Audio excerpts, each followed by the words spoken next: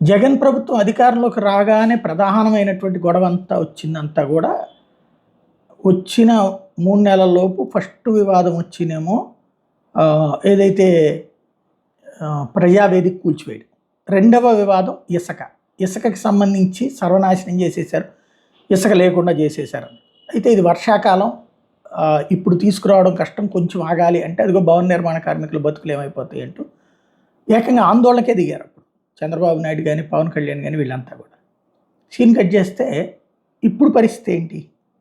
ఈ ప్రభుత్వం వచ్చిన తర్వాత మళ్ళీ అంతకుముందు ప్రభుత్వం జాగ్రత్తగా గతంలో ఉన్న పరిస్థితులను దృష్టిలో పెట్టుకుని ఇసుకని స్టాక్ పాయింట్లో పెట్టింది.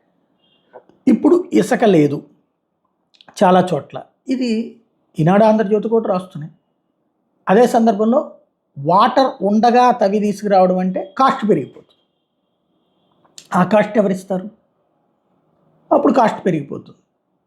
ఇప్పుడు ఇసుక ధర పెరిగిపోవడానికి వెనకాల ఉన్న కారణం ఏంటంటే ఇందులో అక్రమము అవినీతి ఇది సంగతి పక్కన పెడితే బేసిక్గా ఇసుకని ఇప్పుడు ఆ డ్రిగ్గింగ్ మిషన్స్తో తీయాలి, గ్రిడ్జింగ్ చేసే మిషన్స్తో తీయాలి. ఆ మిషన్స్ ద్వారానే తీసుకురావాలి. అప్పుడు మామూలుగా అయ్యేటటువంటి కాస్ట్కి 2 రెట్లు కాస్ట్ అవుతుంది. ఇప్పుడు సమస్య అదే నడుస్తుంది.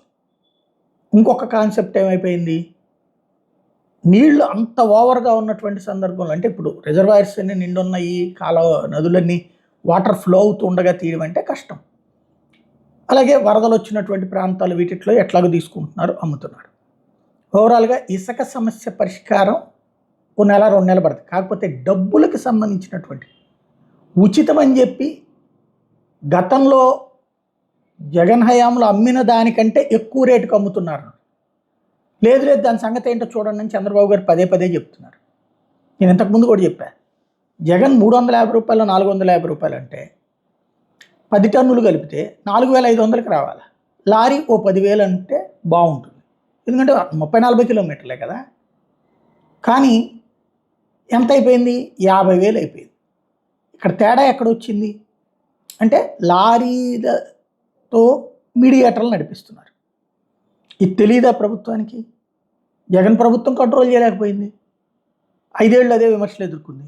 ఇప్పుడు ఈ ప్రభుత్వపు వంతు ఏం చేస్తారన్నటువంటి చూడాల్సి ఉంది.